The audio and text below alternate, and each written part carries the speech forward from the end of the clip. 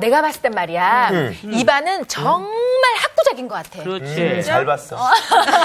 윤종아, 근데 지난주에 배웠던 거 기억 다 나니? 그럼 지난주에 우리가 동역에 대해서 배웠잖아요. 맞아. 사도 바울이 그 동역에 대해서 강조했었지? 맞아. 하나님의 일은 나이로 하는 것도 아니고 동역자가 연약해도 그 모습 그대로 인정해야 된다는 거. 그게 핵심이잖아요. 좋은 얘기를 했어요. 그쵸? 우리는 같은 동역자예요. 그러니까 서로의 우리 약한 부분을 다 인정을 해줘야 된다는 거지. 우리 윤정이의 나이, 그리고 광우의 얼굴 크기, 그리고 주은이의 얘는 못 건드리겠다. 얘는 건들 수가 없다, 야. 근데 오빠의 모든 걸 인정하고 이해해. 그래요. 오빠의 저기. 축복해. 좋은 얘기지? 그럼요. 네. 아름다워. 아름다워요.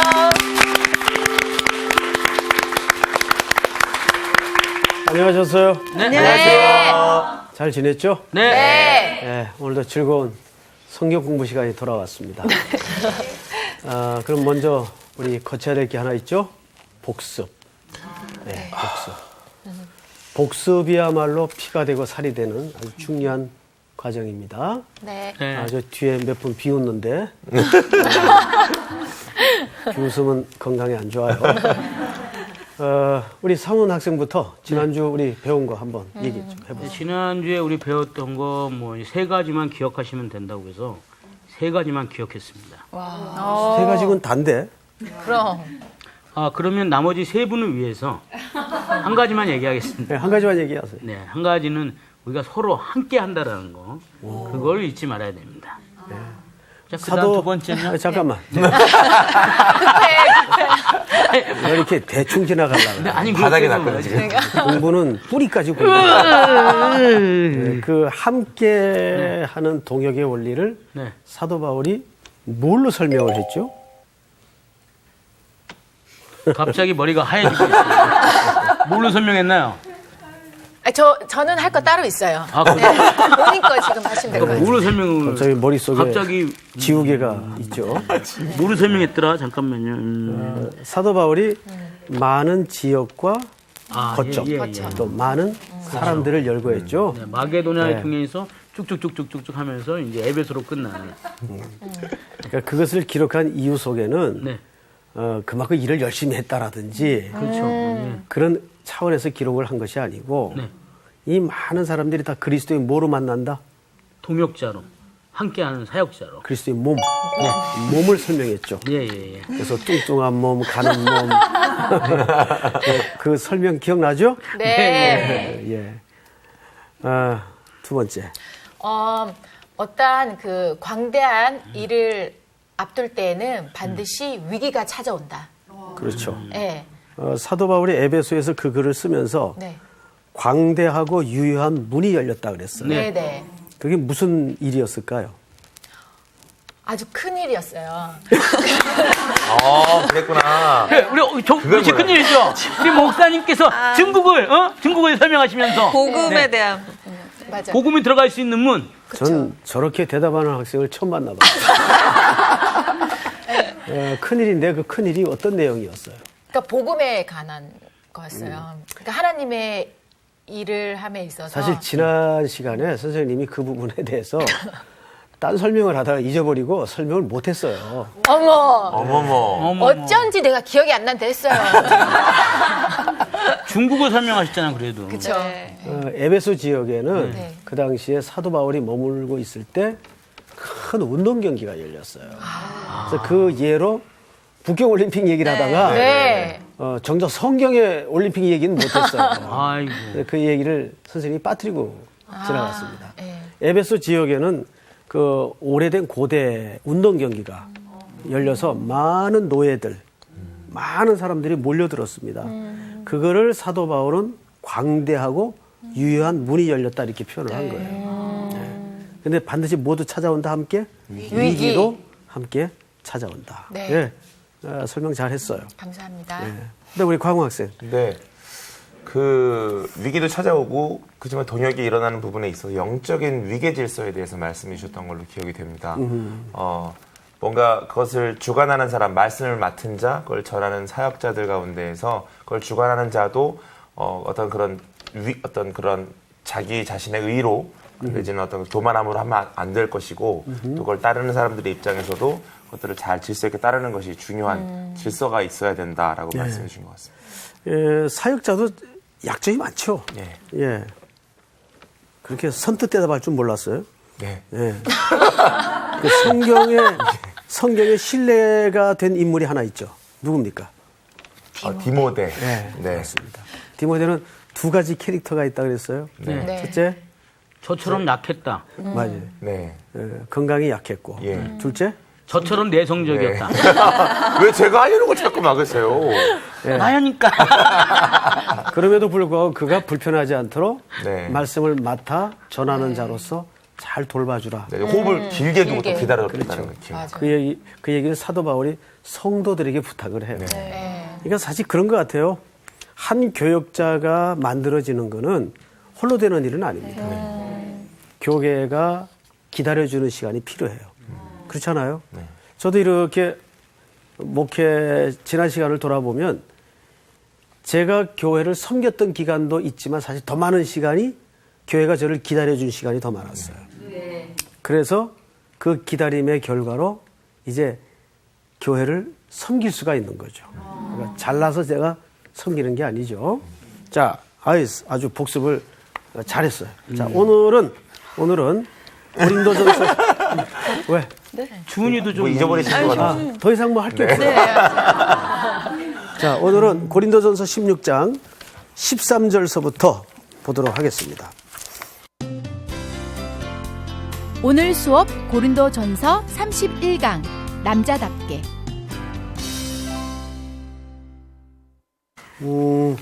자, 13절서부터 18절까지인데 우리 한 절씩 저 주은 학생부터. 네. 깨어 믿음에 굳게 서서 남자답게 강건하라. 너의 모든 일을 사랑으로 행하라. 형제들아, 스데바나의 집은 곧 아가야의 첫 열매여 또 성도 섬기기로 작정한 줄을 너희가 아는지라. 내가 너희를 고나노니 이 같은 사람들과 또 함께 일하며 수고하는 모든 사람에게 순종하라. 계속해서 내가 스테바나와 부드나도와 아가이고가 온 것을 기뻐하노니 그들이 너희의 부족한 것을 채웠음이라. 그들이 나와 너희 마음을 시원하게 하였으니 그러므로 너희는 이런 사람들을 알아주라. 네, 여기까지만 합시다. 그런데 이제 오늘 이게 평이한 내용 같은데 네. 이 내용이 굉장히 중요합니다. 그래서 오늘 한 절이나 두 절 설명하다가 이 시간 끝날 것 같아요. 보통 사도 바울이 몸이 참 약했어요. 몸이 약해서 서신을 쓸 때는 직접 쓰는 경우가 거의 없습니다. 구술을 하죠. 그렇다고 해서 그게 사도 바울의 작품이 아니라는 얘기가 절대 아닙니다. 그러니까 구술을 하면 어떻게 받아 적은 거예요. 예. 받아 적은 거예요. 그런데 이 대목만은 직접 써요. 그럼 그만큼 중요하다는 얘기겠죠. 많은 서신들을 사실 대필시킵니다. 그리고 맨 끝에다가 이거는 내가 일러줘서 쓴 글이다 하고 사인을 하는 정도지 직접 쓰질 못해요. 건강이 그만큼 뒷받침이 안 되는 거예요. 그리고 이 글 쓰는 게 힘들잖아요. 네. 예. 근데 이 부분만은 직접 씁니다. 그만큼 뭔가 중요한 내용을 바울이 담아내고 싶었던 겁니다. 자, 그런 차원에서 접근을 좀 해보겠습니다. 우선 오늘 내용은 우선 네 덩어리로 좀 구분을 해서 읽으십시다. 네 덩어리. 자, 13절을 보세요. 제일 먼저 뭐가 되어 있죠? 깨어. 믿음에 깨어. 굳게 서서. 자, 깨어라. 두 번째 덩어리는 믿음에 믿음에 굳게 서서. 믿음에 굳게 서라. 믿음에 굳게 서라. 세 번째는 남자답게 강건하라. 오늘 아주 키워드입니다. 남자답게 강건하라. 남자답게. 그다음에 네 번째는 모든 일을 사랑으로 행하라. 옳지. 모든 일을 뭘로 행하라고요? 사랑으로. 행하라. 사랑으로 행하라.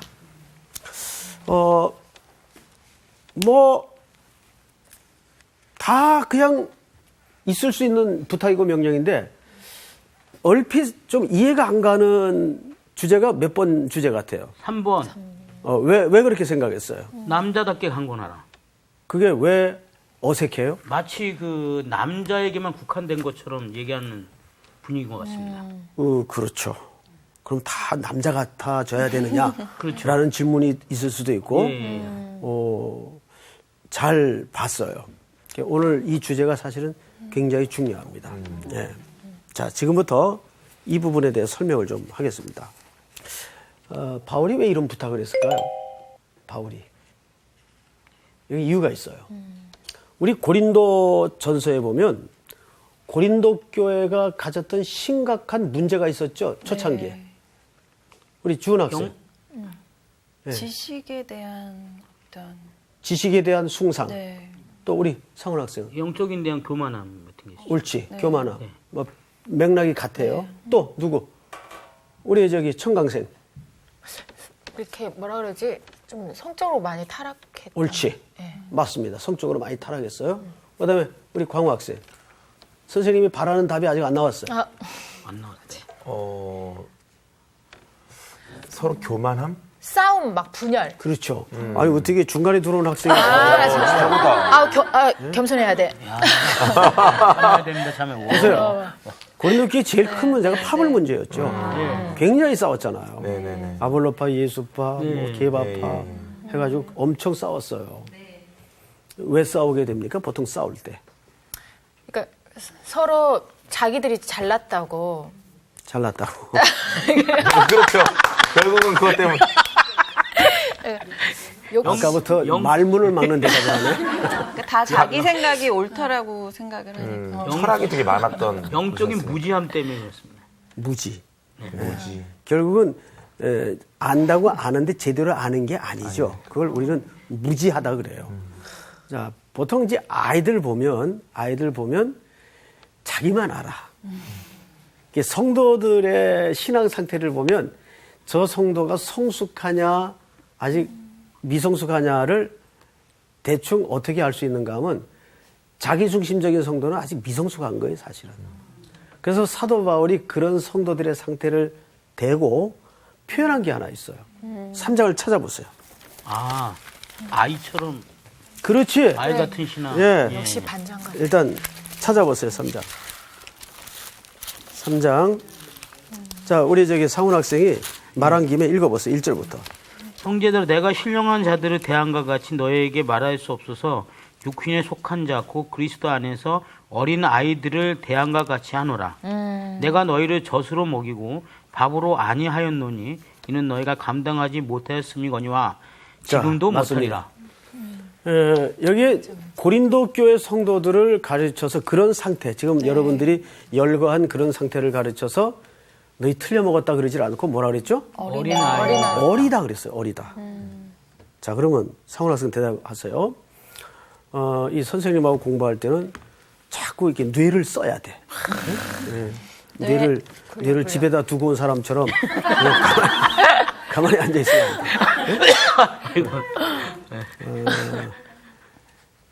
어림의 반대는 뭐예요? 반대말.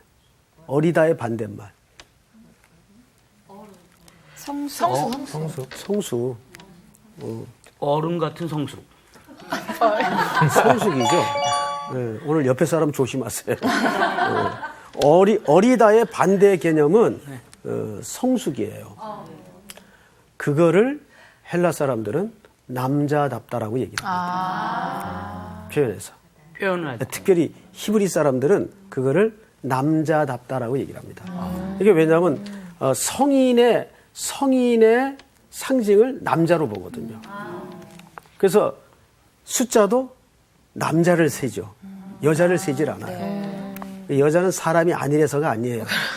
그 남자가 갖는 대표성 때문에 히브리 사람들은 그래서 여기서 어리다의 반대말은 성숙이 아니에요. 남자예요. 그러니까 성숙의 동의어는 남자. 남자. 자, 써드리겠습니다. 헷갈리면 안 돼요. 자, 고린도 교회가 어렸어요. 그죠? 남자답다 너.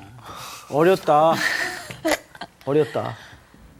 어렸는데 어림의 반대 개념은 사실은 성숙이거든요. 네. 그럼 성숙하다는 걸 뭘로 표현했다고요? 남자. 그렇지. 남자답게. 그러면 남자답게라는 말은 저 요즘 우리가 생각하는 것처럼 상남자처럼 말이야. 더프하고 막 이렇게 짜장 먹어. 그렇게 하란 말이 아니에요. 이 말은 성숙하라 그런 말이에요. 그 성숙은 뭐가 성숙이에요? 성숙은 가장 성숙의 대명사는 뭘까요? 포용? 사랑. 그것도 돼요. 너무 조심스럽게 대답하지 마세요. 네. 남자답게 대답하세요. 남자답게. 사랑, 의리. 의리, 의리 또 상대방을 배려하는 거. 배려. 이게 정말 성숙한 거예요, 그죠? 여러분들 말씀하시는 게 다 맞아요. 근데 그거를 가장 모델화 시킬 수 있는 인물이 누굴까요? 예수님처럼. 예수님이 가장 상남자예요. 이야. 역시. 남자는 역할이 책임지는 거예요. 책임을 졌잖아요. 우리 죄값에 대해서 책임을 지고. 그러니까 부부관계도 보면 제일 몹쓸 인간이 책임지지 않는 사람이에요. 남자들 중에. 그러니까 남자의 배역은 책임을 지는 배역이에요. 그러니까 집안에서 뭐 이렇게 격하게 대답하세요. 해주셨어요, 뒤에 너무 크게 네 하셨어요. 저 학생은 지난 시간부터 좀 대답에 공감이 많은 것 같아요. 사실 집안에서도 보면 부부로 살면서 제일 정말 가정의 위기가 올 때가 남자가 책임을 못 질 때. 그러니까 집안에서 어떤 일이 벌어져도 마지막 책임자는 남자예요. 근데 그 역할을 가장 온전하게 이루신 분이 상남자 중에 상남자가 그리스도예요. 그러니까 결국 이 말은 이제 슬쩍 다른 말로 한번 바꿔보십시다. 무슨 말이 될까요? 그리스도처럼 그 말이에요. 이제 이해가 돼요? 네. 그래서 이 말은 남자답게 더 나아가서는 예수님처럼. 결국 이 말이에요.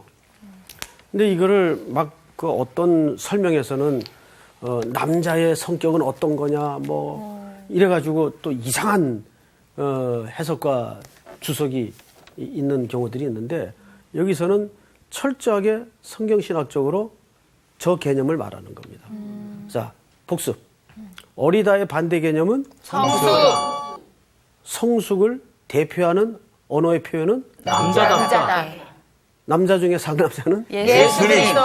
오늘 공부 사실은 끝난 거예요. 네. 수고하셨습니다. 수고하십니다. 그러니까 이거 잊어버리지 마세요. 네. 예. 그러니까 이것은 생물학적인 남자들에게만 해당되는 말일까요? 아니요. 그 말이 아니죠. 예. 자, 이제 두 번째 주제로 넘어갑니다. 제일 먼저 나왔던 주제가 깨어라라는 주제입니다. 깨어라. 자, 여기서 깨어라라는 주제는 항상 이 단어가 나올 때는 이 단어가 여기만 나오는 게 아니에요. 네. 항상 두 가지를 포함하고 있습니다. 특별히 오늘 고린도전서 16장에서 깨어라는 말은 두 가지를 포함하고 있어요.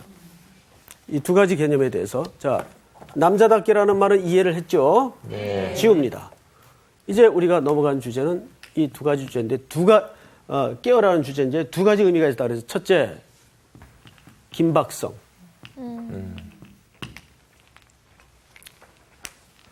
예수님께서도 이 부탁을 많이 하셨어요. 네. 깨어 있어라. 긴박성. 뭐에 대한 긴박성일까요? 영적인. 종말에 대한 긴박성입니다. 그 종말은 세상이 끝난다는 차원에서의 종말적 개념도 있겠지만 더 중요한 것은 그 종말의 시간이 되면 누가 오시기 때문입니까? 예수님. 신랑이 오시는 시간이에요. 네. 자, 그런데 이런 신부가 있으면 어떡하죠? 신랑이 멀리 출장을 오랫동안 가 있는데 두 종류의 신부가 가능해요. 이거 갑자기 들이닥치면 어떡하지? 이렇게 신랑을 기다리는 신부가 있을 수 있어요. 그러면 이 사람은 삶에 틀림없이 문제가 있는 태도예요. 다른 남자랑 썸을 타고 있거나 문제가 있는 거예요. 내 거 아닌 내 거 같은. 예. 그런데 이런 신부가 또 있겠죠. 자기 인생의 모든 타임 스케줄을 그 신랑 오시는 시간에 맞춰놔요. 모든 인생의 타임. 우리 신랑이 현미밥을 좋아하지. 우리 신랑이 오늘 올지도 몰라. 기다리는 사람은 늘 그 시간이 오늘이었으면 좋겠죠. 네. 아유, 좀 한 달 있다가 오지. 문제가 있는 거예요. 네. 그래서 매일 신랑이 올 준비를 매일매일 해놓고 오늘을 종말로 사는 거예요. 오늘이 그 기다림의 마지막 날처럼 사는 삶의 태도를 얘기하는 거예요. 그래서 깨어라 할 때는 두 가지. 첫째는 긴박성. 두 번째는 어디에 시간을 맞춘다고요? 그분이 오시는 데 대한 종말의 시간을 맞춘다고. 그래서 우리의 마음속에 늘 이거를 점검해야 돼요. 제가 좋아하는 음악 프로가 있는데 음악 프로 이름 말해도 되나 모르겠네. 네. 땡땡땡만 얘기해 주십시오. 예. 땡땡 명곡이라는 프로가 있어요. 토요일 저녁에. 그거 다 아세요? 네, 알 것 같네요. 불땡 뭐 땡땡이 명곡. 불행. 그걸 참 제가 즐겨 봅니다. 왜냐하면 옛날 그 유명한 선배 가수들이 불렀던 노래인데 요즘 젊은이들이 나와서 그것을 다시 리메이크하죠. 네. 네, 그래서 부르는데 그 해석이 다르더라고요. 네. 그래서 굉장히 신선하게 다가와서 또 거기에 승부도 좀 곁들여 가지고 점수 제도를 하니까 흥미롭기도 하고. 예. 알리라는 가수가 있어요. 알리 유명하죠. 제가 그 알리 팬입니다. 정말 노래를 그 소울이 있게 잘해요. 근데 그분이 그날 무슨 노래를 불렀는가 하면 조영남 씨가 불렀던 노래 중에 내 생에 단 한 번만이라도라는 예. 그 중간에 이렇게 불러지죠. 내 생에 단 한 번만이라도 그대를 이렇게 그런 노래가 있어요. 아주 좋은 노래인데 근데 정말 소울이 있게 불렀어요. 근데 이게 하루가 지났는데도 그 자매가 불렀던 그 노래에 대한 감동의 여운이 이게 계속 남아있는 거예요. 이제 아내하고 같이 봤어요. 이게 아내가 차를 이제 옆에서 타고 가다가 뜬금없이 질문을 해요. 네. 여보, 난 참 그 노래 잊을 수가 없어. 그 어린 자매가 어떻게 그렇게 소울을 담아 그 가사의 의미를 잘 살렸는지. 근데 그 중에서 내 생에 단 한 번만이라도 그대를 사랑하게 해주어. 그러면서 저한테 탁 고개를 돌리더니 당신은 설마. 아니, 설마가 아니라 당신은 내 생에 단 한 번만이라도 그대를 사랑하게 해줘라고 할 만한 사랑이 있었어? 물어보는 거예요. 저한테는 굉장히 힘든 질문이었어요. 근데 그게 힘드셨어요, 그 질문이? 그런데 웃긴다. 목사가 거짓말할 수 없잖아요. 그죠? 거짓말하면 안 되잖아요. 그래서 잠시도 머뭇거리지 않고 당황하지 않고 이렇게 대답을 했죠. 그럴 뻔한 사람이 있었다고. 그런데 그 여자와 결혼하는 바람에 그 꿈이 사라졌다고. 에이, 여기서 수업 끝! 감사합니다. 쓰는 역. 둘이 한참 웃었습니다. 와이프도 여러분들이 지금 냈던 그런 비명을 앉아서 되게 기분 좋으셨겠다. 부부끼리나 나눌 수 있는 대화겠죠. 그런데 저는 정말 주님을 우리가 그렇게 한번 사랑해 봤습니다. 내 생에 단 한 번만이라도 그대를 사랑하게 해줘. 근데 우리의 삶을 보면 이건 진짜 설명 불가. 너무너무 죄송스러운 구석이 많죠. 우리가 명색이 그래도 그리스도의 신부인데 정말 신부로서 그런 주님에 대한 사랑이 얼마나 매일매일 신선도를 잃지 않고 새로워지는가. 이런 생각을 할 때 참 많이 부끄러워요. 그래서 여기 깨어라는 말은 사실 그 얘기입니다. 오늘 신랑이 올 수 있다는 마음으로 사는 거예요. 사실은.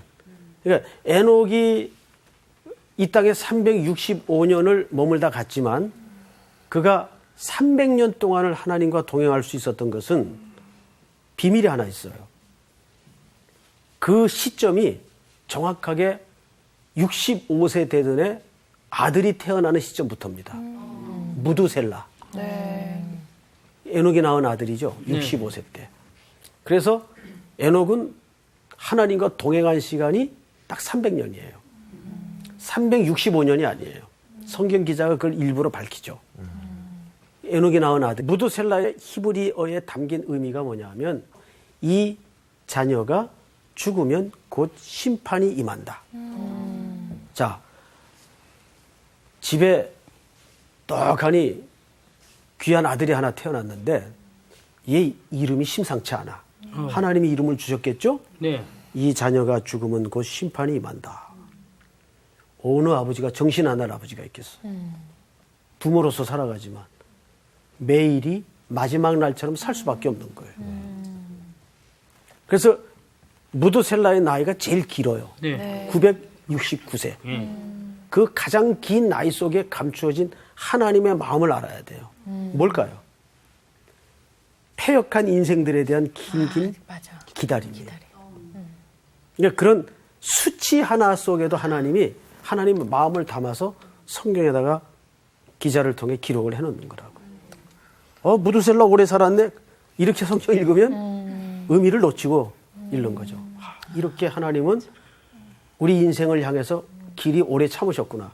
정확하게 969세 되던 해 홍수가 하늘의 창들이 터지면서 이 땅을 덮어버려요. 그러니까 무두셀라가 죽던 해 이 땅에 홍수가 임했습니다. 그러니까 하나님의 말씀은 그런 인생의 자연스러운 일반 삶을 통해 메시지를 감추고 계시를 하신단 말이에요. 그러니까 우리 일상을 이렇게 하나님 안에서 살펴보면 어느 하나의 사건도 무심하게 지나칠 수 있는 사건이 아무것도 없어요.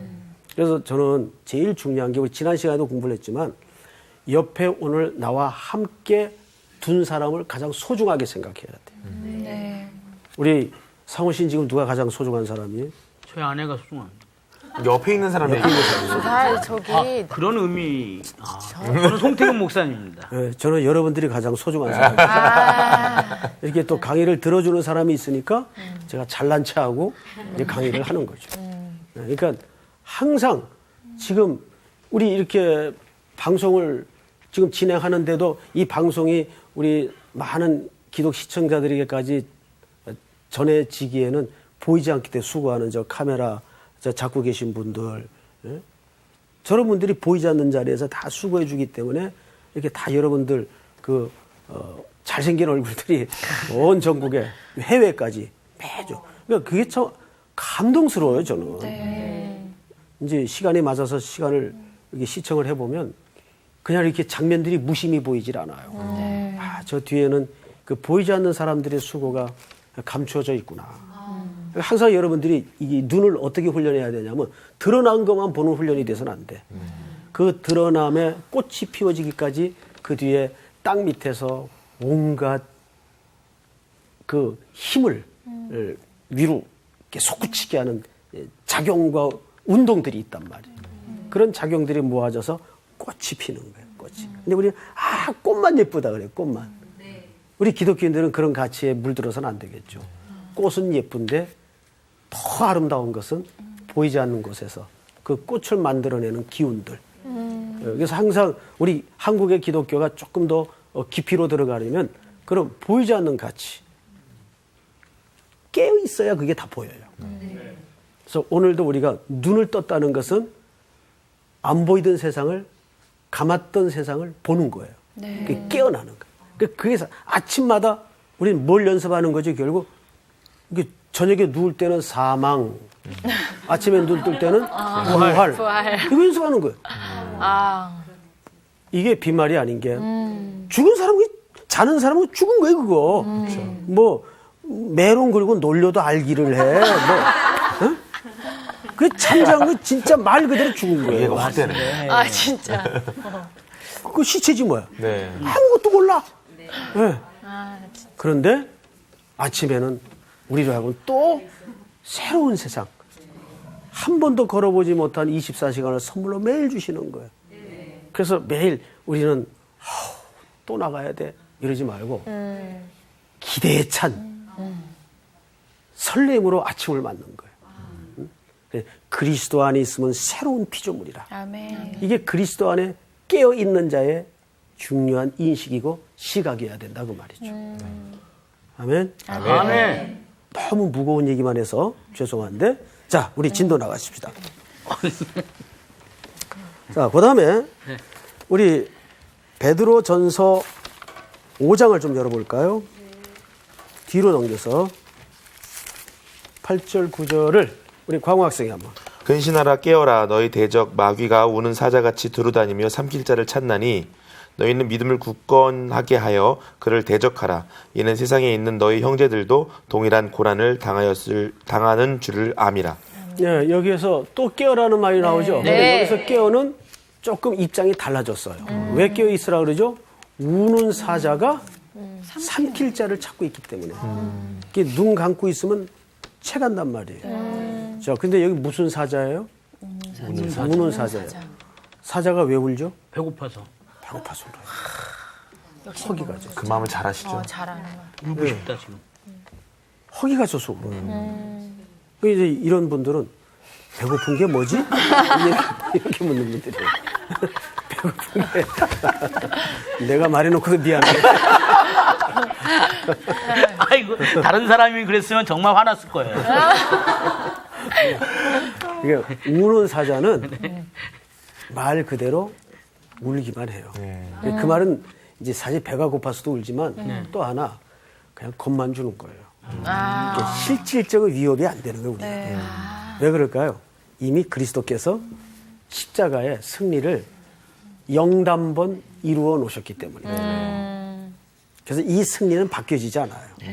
그러니까 아무리 원수 마귀가 우리를 공격해도 그냥 그런 철창 안에 갇힌 사자에 불과합니다. 그 으르렁거림에 우리가 자지러지고 놀랄 이유가 없어요. 아무것도 어떤 아니네. 분은 그런 설명하시던데요. 예수님께서 사자 이빨을 다 뽑아버렸다고. 아유, 그것도 설명이 되긴 되는데 예. 좀 예수님 이미지하고는 좀 너무 갔네. 아무리 예수님이 이빨만 다 뽑았을까. 그러니까 이 이빨이 없는 사자라는 거죠. 이제. 뭐 그럴 수 있죠. 뭐 설명을 하자면 그런 예도 가능한데 자꾸 그런 이상한 쪽으로 몰고 가요. 여기서 깨어라는 또 다른 관점은 뭘로 설명했는가 하면 수많은 위험이 있기 때문에 유혹과 위험이 있기 때문에 네. 그래서 우리 세 가지로 깨어라를 기억하십시다. 첫째는 뭐예요? 긴박성. 김박성. 뭐에 대한 긴박성? 종말에 대한 종말에 대한 긴박성. 그리고 왜 깨어 있어야 돼요? 우는 사자. 수많은 유혹과 위험이 있기 때문에 두 눈을 부릅뜨고 매일 부활을 살아야 돼요. 깨어있는 삶. 자, 그 다음에 다시 고린도전서 16장으로 가서 성경을 보십시다. 13절 깨어 믿음에 굳게 서서 남자답게 강건하여라. 여기에 우리가 놓치고 지나가서 안 되는 것이 뭐냐면 깨어 다음에 믿음에 굳게 서서라는 단어입니다. 자, 이제 한 군데만 찾읍시다. 히브리서 11장 1절을 윤정자매. 네. 믿음은 바라는 것들의 실상이요 보이지 않는 것들의 증거니. 자, 믿음은 바라는 것들의 실상, 보이지 않는 것들의 증거. 이 말이 조금 이제 해석들이 워낙 다양하게 돼 있고 예. 또 예도 많고 해서 의견이 분분한데 쉽게 이야기하면 이렇게 해석을 할 수가 있어요. 믿음은 바라는 것들의 보증금이요. 보증금. 보증금 하니까 확 들어오죠, 개념이. 우리 상훈 학생, 보증금이 뭐예요? 보증금. 보증을 하고 그 집에 들어가는 거죠.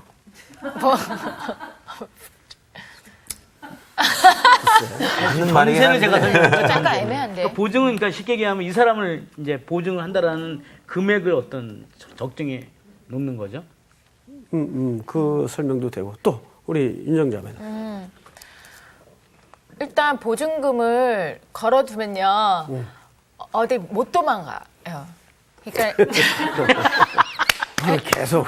아니 일단 그거를 이제 걸어둬야 그렇지, 기본적으로 걸어둬야. 내가 예, 주인 입장에서. 그쵸 믿는다는 것. 나를 믿어도 된다. 해외 나가서 이제 호텔에 묵게 되면 반드시 크레딧 카드나 다른 그 캐시로 디파짓을 합니다. 이렇게 보증을 하는 거죠. 네네. 이 사람이 뭐 혹시 호텔에 손해를 끼치고 도망을 가더라도 거봐 도망. 그걸로 계산하는 거. 보장이 되는 거죠. 그러니까 예. 도망이었구나. 그래 도망. 그러면 우리는 사실 파산된 존재거든요. 상태가. 네. 우리 인간은 하나님 앞에 파산 맞은 존재예요. 그래서 우리의 보증을 누가 했어요? 예수님. 가장 확실한 게 예수님이에요. 우리 그 옛날에 보증 잘못 썼다가 아주 망한 사람들 주변에서 많이 보죠. 네. 내가 상원 학생 보증 쓸게. 그 은행에서 내 크레딧 보고 돈 꿔줘. 그래서 1억을 은행에서 줬어요. 그 누가 보증을 섰지? 제가 보증을 섰어요. 제가. 그래서 이 학생이 1억을 못 갚으면 내가 이제 다 뒤집어 써야 돼요. 다 팔아서라도. 네. 그러면 우리를 위해서 누가 감히 담보할 사람이 있고 보증이 될 사람이 있겠어요? 없어요. 그래서 누가 보증을 하신 거예요? 예수님. 예수 그리스도께서 보증을 하신 거예요. 그래서 우리가 그 사실을 인정만 하면 그 믿음을 뭘로 여겼다고요? 의로 여겼다고요. 이게 믿음의 원리예요. 우리가 행동으로 한 게 없어요. 그래서 로마서에서는 일하지 아니하고 삭슬 받은 자라는 표현을 해요. 우리가 일한 사람에게 삭슬 주는 건 그냥 대가예요. 근데 우리는 구원의 문제에 있어서 일한 게 아무것도 없어. 단순히 누가 보증되어 주셨을 뿐이에요. 예수 그리스도가 보증되어 주셨을 뿐이에요. 자, 히브리서 11장을 다시 보세요. 믿음은 바라는 것들의 실상이요 보이지 않는 것들의 증거니 선진들이 이로써 증거를 얻었느니라. 그러니까 믿음은 보증금이라는 말이에요. 보증금. 뿌리. 결국 이 이야기의 결론은 뭐냐면 항상 우리가 일상에서 모든 삶을 적용하고 살 때 하나를 기억해야 돼요. 신앙이라는 건 소속을 확인하는 싸움이에요. 내가 무언가를 하느냐의 싸움보다도 더 중요한 가치가 내가 누구에게 뿌리 박혀 있는가의 싸움이에요. 유명한 사건 하나를 기억하고 우리 마치겠습니다. 다윗이 아버지 심부름으로 형들 전쟁하고 있는 블레셋 군대 앞에까지 나아갔을 때 온 이스라엘 군대는 사울과 함께 벌벌 떨고 있었어요. 그래서 사람들의 안내로 사울 앞에 섰는데 사울은 다윗에게 중무장을 시켜서 칼까지 들려주는데 영 불편해. 다 벗어 던지고 평소 들녘에서 양떼 소떼 사자를 물리치던 물맷돌 들고 나갑니다. 막대기 하나 들고. 그러니까 저쪽에 사도 기가 막히니까 네가 나를 개로 보느냐. 막대기 하나 들고 나오게. 이게 히브리 사람들은 개를 쫓을 때 막대기 들고 이렇게 쫓거든요. 그러니까 저쪽에서 네가 나를 개로 보느냐. 그러자 다윗이 한 유명한 말이 있어요. 이 할례 없는 백성이 하나님의 군대를 모욕하는도다. 자, 그 다윗의 표현을 잘 보세요. 이 전쟁을 누구의 전쟁으로 이해한 겁니까? 하나님의 전쟁. 그렇죠. 그러니까 그런 표현이 그냥 수식어가 아니에요.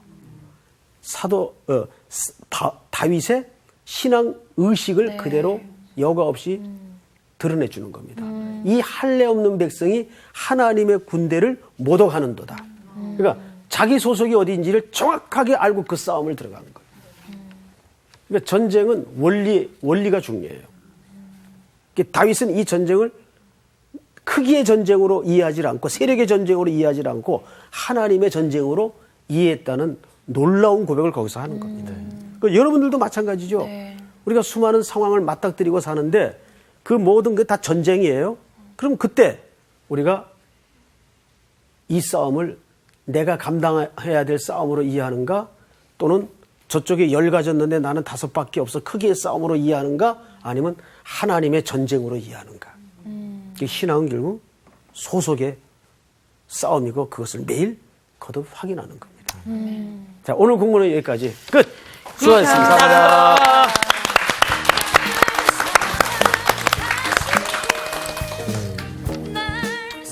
그래서 김박성에 대해서 얘기하실 때 사실은 우리가 깨어 있어야 된다고 표현할 때 영적으로 뭐 잘 살아야 된다, 그렇게 살려고 노력하는 게 예배 생활 그런 걸 깨어짐에 대해서 많이 생각하지만 결국 하나님 만나는 그 종말에 대해서 소속을 분명히 하고 살고 주님 오실 때를 기다리는 게 깨어 있음이라는 거를 다시 한번 생각하게 되는 것 같아요. 목사님 아까 설명하셨으니 난 좀 찔렸던 게 그 신랑 오시는 걸 기다리는 사람 입장으로서 나는 과연 신부로서 맞아. 지금 어떤 일을 하고 있나 지금 부끄럽지 않나 왜 웃어요? 아니 갑자기 신부라고 하니까 오빠가 아름드리어서. 아니 너무 아름다워. 자, 내가 어쨌든 뭐 신부복 입어야 되겠다. 자, 우리 오늘도 열심히 깨어서 그렇게 살아야 될 것 같아요. 주의 신부로. 네. 예. 이번 주 퀴즈입니다. 시편 66편은 하나님이 민족과 개인에게 행하신 일들과 그에 대한 감사의 시입니다. 관련이 없는 것은 무엇일까요? 1번 바다와 강을 육지같이 건너게 하셨다. 2번 우리를 시험하사 은같이 단련하셨다. 3번 마음에 죄악을 품고 기도하였어도 들어주셨다. 정답을 아시는 분은 CBS 성서학당 홈페이지에 정답을 올려주시거나 우편으로 보내주시면 됩니다.